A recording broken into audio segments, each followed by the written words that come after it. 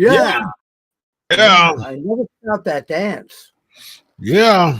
How's it going, everybody? This is Dr. Chris Featherstone here for yet another episode of UnSKripted with my brother, Bill Apter, co-host of this amazing show. Love this show with Bill. This is amazing. So this used to be my show. So all the times that Bryan Clark has been on, this show was just it was just my show. I mean, I brought this show. That was pre-me. Yes, I brought this show over here from my Pancakes and Power Slams, the interview slot, and came over here, and Sports Keto loved it, and so I was doing interviews every week, and that started to become very tiring because I'm a freaking doctor. And I have to get interviews every week. And so I was like, hey, let's bring Apter over here. I said, oh my gosh, that's an amazing idea. I'm Apter. Apter. There's Sika, Afa, and I'm Apter. That's an amazing idea. So this is the first time that Bryan Clark has been on this show with Apter on here. Now, but by the way, when I first saw you today here, I said, my goodness, when he was alive, you resembled Barry Gibb from the Bee Gees. I'm not the first one who's ever told you that, you said, right? I think I've had a couple of comments here and there about it. Yeah. It's gotta be there's gotta be my Just for Men beard color. I think I'm working that gimmick, and pretty soon I actually talked to Booker T, and we're both trying to get the same deal. So I like that. Do you have a favorite Bee Gees song, by the way? Actually, no, not really. I'm not a big Bee Gees fan, although they were huge in the 70s, of course. Oh, yeah. Wasn't Shadow Dancing a Barry Gibb song? I don't know. Nobody gets too much heaven no more. Yeah, that's Shadow Dancing. Oh, that was Andy. I think Andy Gibb was Shadow Dancing. That was Andy. Yeah. Go, Dr. Chris. You got that's it. Mm-hmm. Little did you know we were bringing on to hijack you into a show all about music. Yes. Karaoke. Okay, I'm good. I can go with that. Yes, indeed. Who wrote your theme music? Actually, who wrote what? Your theme music when you came, your entrance theme. Which character? Adam Bomb, of course. Jim Johnson. Yeah. That was a Jim Johnson creation. Right. And then the Chronic intro was with me, Brian Adams. That was Jimmy Hart down in Tampa. Yeah, I remember you telling me that. Yeah. Oh, right. Yeah, Chronic. And who was the voice of Chronic again? It was Brian. It was Brian. Yeah, he Brian Adams did it. Yeah, that's really cool, man. And the Brian Adams is also AC/DC. No, different Brian Adams. Was there a singer Brian Adams? Everything I do. Oh, that okay. He was that's right. He was like a knife, right? Yeah, that was Brian Adams. Okay. Yep. All right. Well, karaoke night is over with. Bryan Clark, how are you tonight? How are you, Brian? Good to see you again, man. I'm good, man. Thanks for having me on, man. I'm doing great. Just relocated. I moved from the Phoenix area to North Tucson. Got a new place. Love it. Great mountain views, man. Just absolutely in love with this place. That's amazing. So, yeah, so I went to Arizona last year. I went to Vegas last February. Not this year, last year. Vegas is in Nevada. Yeah, I know that. So I took about a 3-hour trip to go to the Grand Canyon in Arizona. So and it was absolutely one of the most beautiful, or if not the most beautiful things I've ever seen in my life. Just breathtakingly gorgeous, and I would just recommend anybody and everybody to at least have visiting the Grand Canyon one time on their bucket list. It's gorgeous. It's gorgeous. Have you ever been, Brian? Oh yes, yeah, a few times.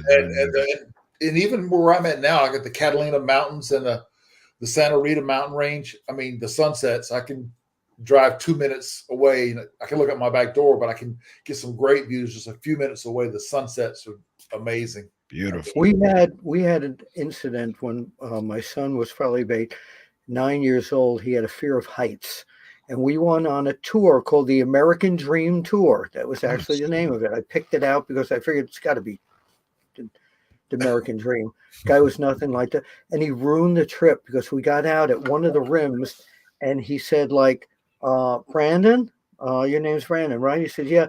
So if you look down there, there's probably, and you can't see with the naked eye, about 100 trucks that went over with people dying going down there. My son's terrified of flights, ruined the entire Grand Canyon trip. I've got to do it all over again. You got to do a do-over, Bill. You and I take some Grand Canyon pics together, man. I would love to. So, Brian, I lost track of you in the last few years. We saw each other at some conventions, right? And the Signature company that we did some stuff with Nick Christie and all that. So I'm sure the people out here are waiting to hear, what have you been doing since the last time you were active in the ring? Oh, where wow. are you going? Yeah, I've been doing a lot of different things. Some acting, a couple of movies here and there, some commercials. Been really busy with the action figure business. I've had I want to say 4 new ones out in the last couple of years. Just signed 2 more new deals, and then 2 new video games, including this gimmick behind me here that's called the Wrestling Code that's come out. It's got a lot of guys, top guys, DDP, Rob Van Dam, who was just on your show, Bill. Yes. But Kurt Angle, a lot of guys have signed with the Wrestling Code. So that's going to be a really big alternative to WWE 2K. It's going to have everybody that's not in that game is going to be in this one. So that's great. Yeah. So I've been busy. I've been active really. And of course this move was real big. We looked for this property for at least a good year. It took us to find it. Wow. Congratulations. And, yeah, thank you. And so that was really the biggest thing. It's taking up a ton of time when when you move, that's just chaos. Yeah. Can't stand Yeah. It's a headache. But we got it done. So speaking of moving, man, you're making some moves and a bit of a comeback journey as far as just physique and just you had you and I we text and you told me that you were having to go out of country for some work done and just had a physical just I mean you've always been just a stud. But man, just deciding to just kind of prep us for maybe a comeback. I mean, is this whoa, look at you. What is that all about, Bryan Clark? What are we doing here, man? Last August I went to Colombia, South America, and I got 380 million stem cell injections units, excuse me, from my neck to my knees, all my lower back, both my shoulders, my left bicep, and so each month I've been feeling better and better and better. And I switched over to the carnivore diet. I incorporated some yoga. I incorporated the ice plunge, where I'm today. I did 13 minutes in the ice plunge. Wow. I do that post workout, so the inflammation really helps. Yeah. So yeah, man, it was like a challenge. It's like, oh, I'm turning 60, man. What am I, what am I going to do? Mm-hmm. And so I just went for it, and it's actually it's been hard, but it's been very rewarding. Yeah. And I've helped even people have come and asked me a lot of questions about it, and happy to help them. Can we see Adam Bomb somewhere in somebody's ring with that type of physique, man? You cannot have that type of physique unslammed or unsuplexed or something, man. Something's going to happen with that physique, man. Bill, you agree? I was going to ask him the same question. You took the words right out of my mouth. Yeah. Wow. Man. Talk about some pressure. Wow. Yes. I didn't see that coming. Can we see something? Are we going to see perhaps? I'm not going to say no, but I'm going to say I don't know, because I really don't know. I hadn't even thought about it, honestly. I just was trying to just be the best version of me, honestly. My friend Bobby Fulton has a really, really good indie promotion. His son Dylan has a really, really good. Him and his son Dylan has a really, really popular indie promotion, about an hour from Columbus in Chillicothe, and they have like 2 big events every single year, and they have some other events too. But they got another one coming up in October. And they feature some really good talent. I mean, the main event this past a couple weeks ago was RVD against Matt Riddle, which turned into RVD and Matt Riddle against America's Most Wanted. Wow! Oh, they've got some heavy hitters. Hey, man, all 4 of those guys are great. I'm just saying, maybe Adam Bomb can be a part of that show coming. Maybe Adam Bomb can walk to the ring with them. Do you follow the current product? Yes, I do. Yes. AEW?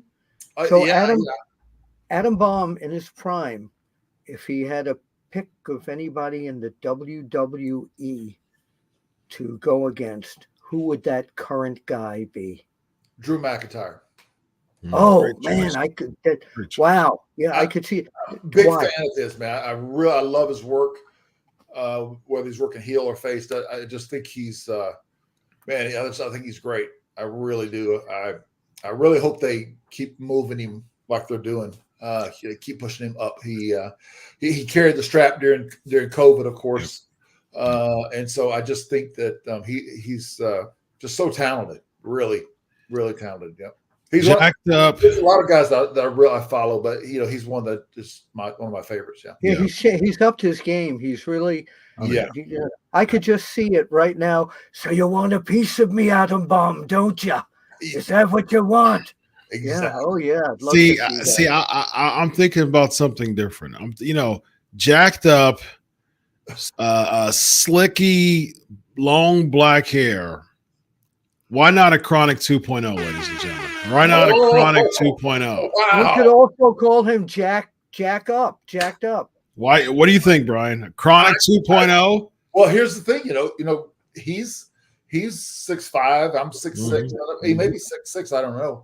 Yeah. Currently, I'm 271. I used to be like 292, 295. Wow, that's something. In honor of if I was 20 years younger, man, I would be all over it, Yeah. Well, it's a whole different company now, of course. And when you left there, did you leave on good terms?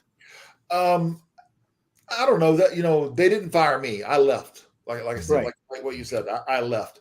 And that was just because of just creative differences. To put it a nice way about it, to say it politely. But there were just a lot of things that were a lot of broken promises. And that happens to a lot of guys. But I was at the point where the money was just really not even close to where it should have been. And at 300 days on the road, 290, that average somewhere around there just got to be just too much. I had such a better offer through WCW. Now, Brian, with the coming back as Chronic with Bryan Clark, and then leaving there. I know that there were some expectations from you, especially after the Brothers of Destruction match against Chronic. That match was not to the desire of really all four of you of how that went. It's just some matches where you think you're going to have a lot of chemistry, you just don't. And it happens. It happens in pro wrestling. So there was some. Give us the backstage. Just kind of discussions of what they were expecting from you and Bryan right after that match. I know that Bryan ended up, if I'm not mistaken, they wanted both of you to go to developmental, and then Bryan Adams said yes, and you said no, and then you had to split that way. Was it something something like that? Yeah. Thing is, we had we were still under Ted Turner's. We were under paid contracts for a year after they closed. Yeah. So we were working out and training, but not in ring training. And of course, WWE ring is different than WCW ring, and they basically just brought us in. They maybe have had an idea for us to do a longer run. We only signed a 1-year contract, and we were all injured basically when we had that match. If you watch back, I've mentioned it before, but Kane had a big staph infection on his elbow. Taker had some issues. I can't remember if it was a shoulder.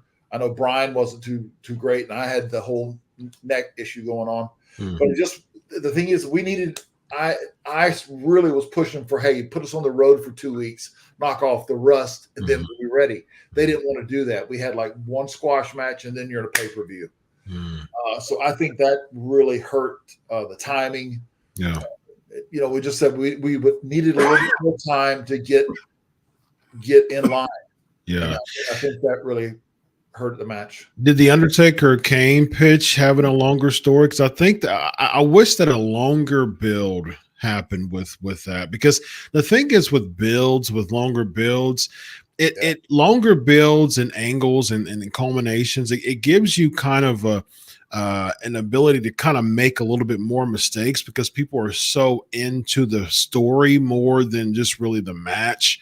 I think there wasn't a lot of backdrop with that tag match, so the only thing that they had was 4 giants going against each other. You know what I mean? Does that make sense? What do you think about absolutely that? Right. I mean, there was really no buildup other than I think Bryan pushed Taker's bike over. Right. And that was it. And then they had us with Stevie Richards, who's a great guy. But again, it was just really thrown together really fast. It was almost like, okay, we'll bring in one of WCW's strong tag teams. We'll knock them off. We'll beat them.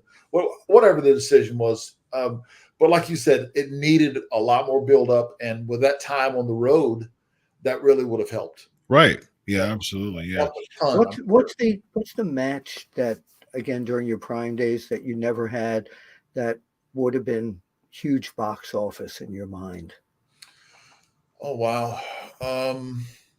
I think me and Kevin Nash, I think we really I think we could have done some good numbers. There was a lot of guys, especially, in the time that I was in WCW, there were so many big names that came back. Sure. So it was a lot older roster. But there was probably a dozen guys there I could have worked with and would have liked to have worked with. Yeah. But it just seemed like they were just sort of in there. They were working the same guys over and over. Instead of interjecting some new blood, so to speak. So what was your direction like right after the match and the subsequent, leaving WWE? What did you do right after? I know that you and Bryan reconnected for a really very strong All Japan run. Yes. But what happened like right after leaving WWE? Yeah, right after, like I said, I'd signed a 1-year contract, so I was paid. I was fully paid, and so was Bryan. That's great. Nice. Yeah. So that was part of the our contract. We got paid.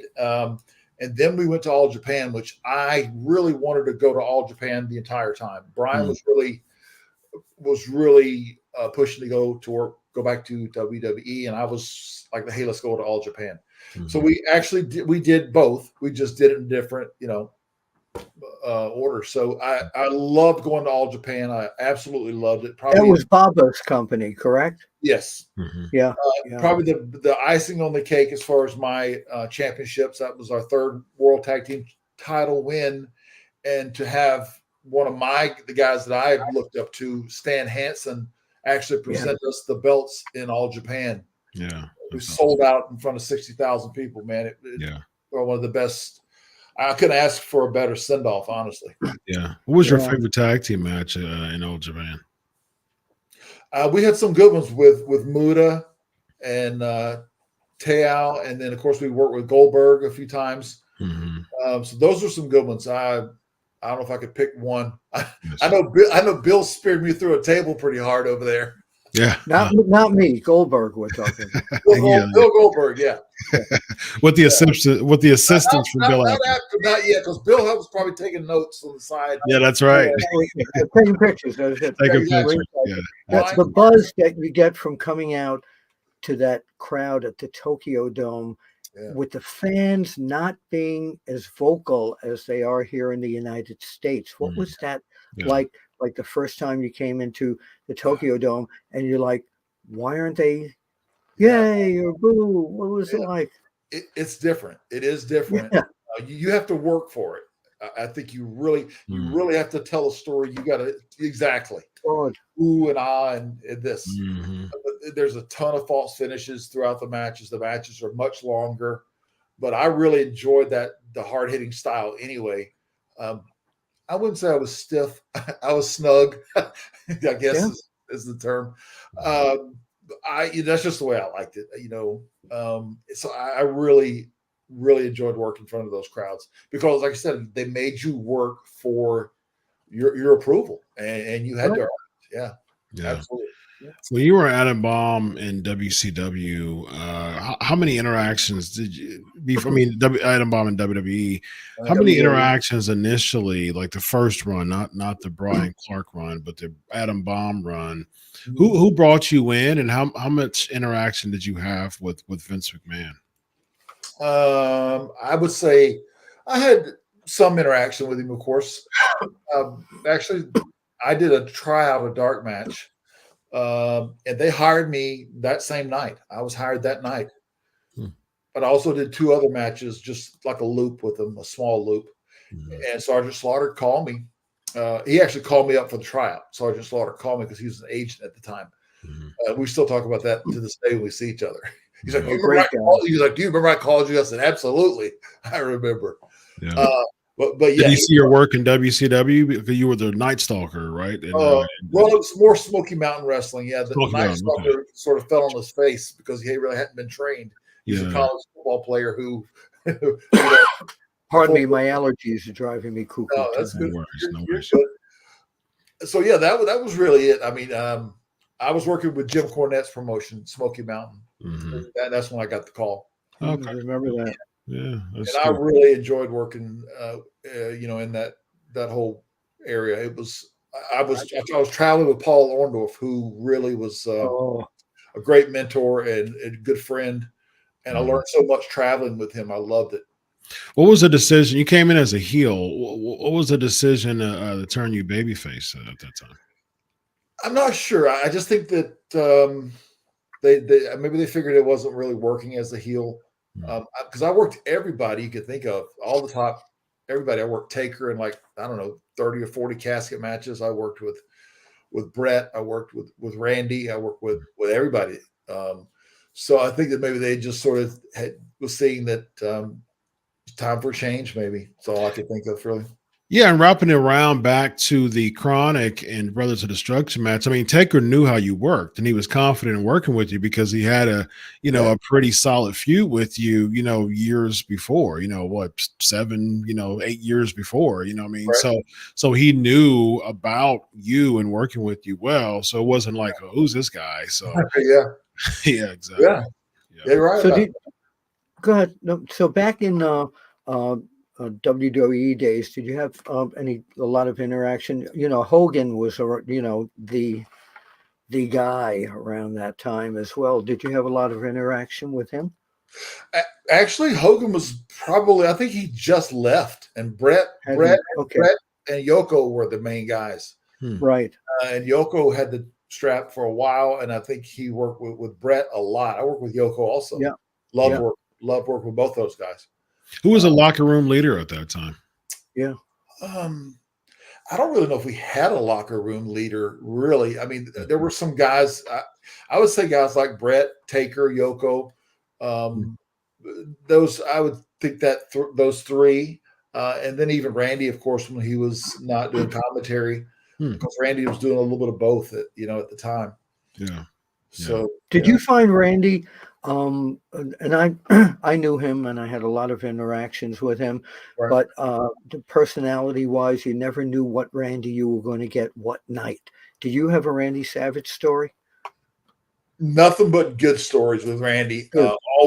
Always got along with him really well. When I traveled with him over in Japan for the first time that I remember that WWF worked with a promotion, inter-promotion type deal, working with Randy there. And then my first night ever in WWE, I was supposed to debut on Raw maybe like a week later, but someone was hurt. So I had to do a run in. I remember they called me like, you need to be in San Antonio like tomorrow night.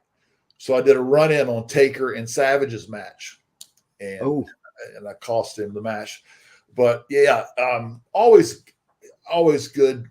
Nothing. Always really good. Good. I'm glad to hear that. Yeah, I really like Randy. Sure did. Absolutely. Yeah. Did you ever have any one-on-one discussions with Vince? Oh yeah. A lot of times. We talking about Russo or McMahon? Both. Both. Okay. Yeah. Okay. So with Vince and WWE, like for example, when they turned me face, they had no merchandise at all. And I was like, okay, I need to make some more money. So I went to a outside advertising agency / artist, and I gave them all my ideas for merchandise as far as shirts, hat, logo, t-shirt, and just had a book of just stuff that I had come up, because I do a lot of that stuff. Even now with pro wrestling tees, I got 25 shirts, I think, or something. But I come up with all those designs, and I put it all together, and I go in and have a meeting with Vince. And I'm like, here's my ideas. Check these out. He's flipping through these. It's a really big book. Yeah. So he's flipping through the pages. Wow. By the time he gets to the end of it, it's like, wow, these are great. Get this down to marketing. I want these made like right now. Oh, wow. So yeah, that was one of the stories with one of our meetings where he really popped on that. Yeah, that's great. Yeah. Vince Russo does this show, as you know, every week with Dr. Chris here. Did you have some interaction with him? Yeah. Russo was great, man. He was the one who put Bryan Clark and Brian Adams together as Chronic. Really? So, okay. Absolutely. And I'll tell you another story, is he did the first actual story in the WWE magazine. I remember that. Vince, what was it? Vince Venom? Vic Venom. Vic Venom. Okay, there you go. Yeah. First heel writer. Did a great story on me. And we go back a long way, man. We were messing each other, but I did see where he's lost like 12 pounds. Mm-hmm. So he was doing really well on his little weight journey there. Yep. So yeah, man. But he hasn't lost the bro word. Bro, let me tell you, bro, 12 pounds. I'm killing it. He's on it. That's right. A couple crash course questions for you. And of course, your question will be guaranteed if it's under Super Chat. Let's come over here and see what we got.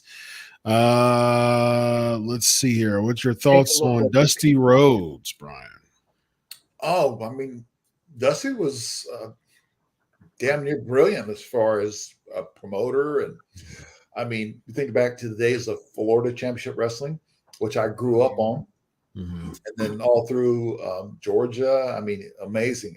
Just great ideas, great booking. Creative mind. Yes, absolutely. Yeah. Yes.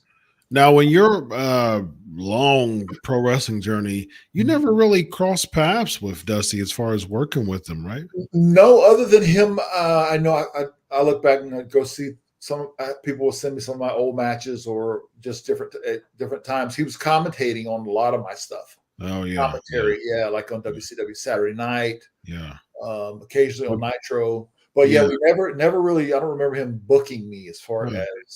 Yeah, commentating on WCW Saturday Night. People, if a lot of people know about Dusty Rhodes, but a lot of people forget how funny he was when he come. And every time somebody would win, he'd say, "Hey, go into the pay window." I was there. Or they were getting clubbered. Brian, do you do? I do a Dusty. Do you do a Dusty? I do not. Listen, let me hear yours though. I'll listen. Oh, my little babies, a little Adam Bomb, little Dr. Chris, boogieing down Broadway with superstar Billy Graham and the American Dream, if you will. Very nice. I thought you might have a Dusty. No, I do not, but I like that's good, Bill. Do you do a wrestling imitation? Do you do anybody? No, I don't know. I don't really. Nothing that would really stand out. I don't think. I know. How about Chronic? Well, Brian Adams was phenomenal at it. Brian could do Vince. He could do everybody. Oh, wow. Yeah. He had the locker room rolling, including, imagine me driving with him or riding with him, and I'm laughing so hard I'm crying. And I was like, oh, stop. Yeah, I can't even breathe. I'm laughing so hard. So he was great at it. I'm gonna have to have I'm gonna have to have an imitation match with him. We're gonna have to get him on the show. Yeah, Brian Adams. I was gonna say, that won't happen, but yeah. Yeah. Oh, right. Brian Adams. Exactly. Yeah. Bryan Clark. So we know that a lot of people on WWE, people knew that Owen Hart was like the ribber, right? Yeah. Like he was the one who would do the ribs. What about WCW? That a lot of people don't talk about, like, who was the rib guy in WCW? Who was the one who would usually rib the most in WCW? Man, that's a good question. Wow, it is. I was there a lot too, and I'm trying to. I don't know. I think Dean Malenko was definitely some. Jericho, wow. Chris Jericho was a big ribber. Was he? Oh. Okay, yes. see, I remember that. I just remember Dean being definitely. I don't know if Saturn was too much. I can't remember, but. If I had to think of someone that was similar to Owen, but not in Owen's level, or even the classics were Davey Boy and Owen going at it. Yeah. Because it never stopped. It was like, okay, 4 a.m. Well, he gets the fake wake up call, or he gets 3 dozen pizzas at his door, whatever it is. and it was all, and we're checking out the next morning at 6 a.m. and Owen's like, why are you calling my room all night? David's like, I wasn't even trying to. I would never call you. And just go back and forth. There's like from the plane rides to the buses. Always. Yeah. It was. Would you do it all? Would you do it all over again? You look back on this career you had.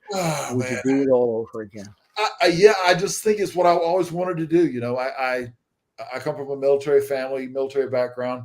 So after high school to military, and I always wanted to play college football. I did that, but I always wanted to be a pro wrestler. That was even as a kid. Who was the guy? Who was your guy growing up? Wow. In my area, I got to see a lot of Dusty, Bob Roop, but I really liked Buddy Colt. He was great. If you remember him, because those were the guys. Yeah, and I actually got to see Andre one time as a kid. Boss. Yeah. So, but a lot of those guys were Florida Championship, which that's where I'm from. And I got to see a lot of those guys. Yeah. I'm sorry, Gordon Soley made it sound like it was Wide World of Sports. Absolutely. Supplé. Yeah. In the belly supplé. Yep. Yeah. So, and you're a long, very, very long career, very, very successful career, especially in the tag team division. Is there one thing you wish that you would have done that you never got a chance to do in your pro wrestling career? I would have liked to probably had it maybe a U.S. title or a intercontinental run. I think I would like to. That would have been. I think that really would have helped me a lot. They're looking for somebody to beat Gunther.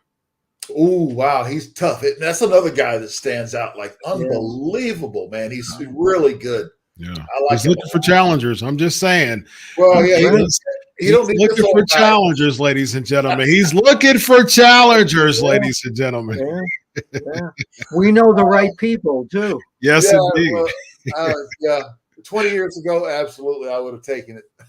Yeah. Brian, Brian, let them know where to find you, my man, and your current endeavors and how to support you, man. Oh, I'm on Twitter, of course, at Real Bryan Clark, official Bryan Clark on Instagram, and then I am official Bryan Clark on TikTok. What else? Bryan Clark on Facebook. So yeah, all those places, and have at least 2 new action figures coming out this year. Which company are you putting these out, by the way? Well, I can't say that right now, Okay. but I will tell you that there is a first time ever that never been made. It's a Chronic tag team. Ooh, great. Yeah. Very nice. Very nice. Yeah, Stay tuned. Me personally, I'm just like, that's the one I wanted all along. I was just like, yeah, the others are great, but I wanted that one with Brian. Yeah. That's awesome, man.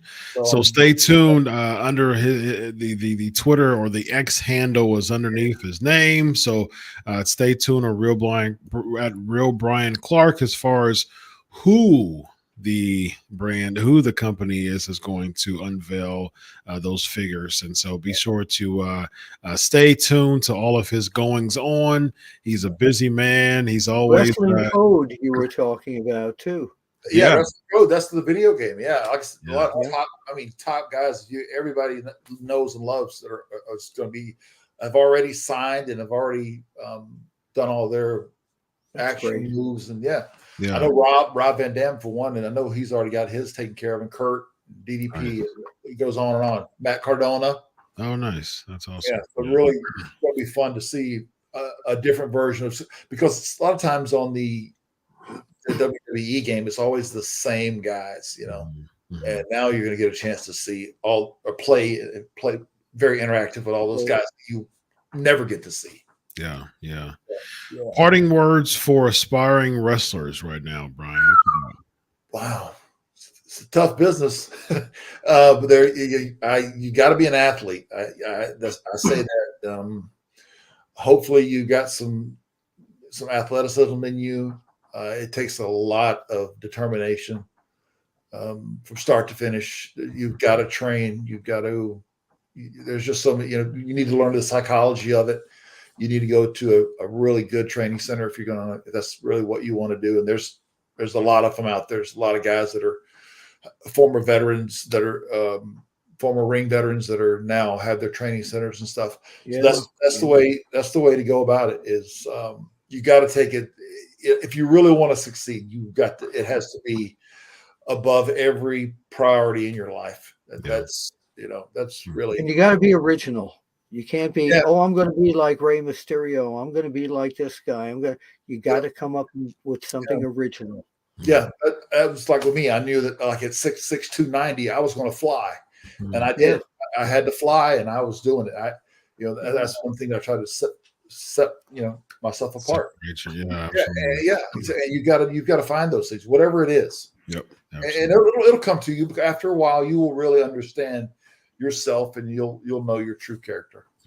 Yeah.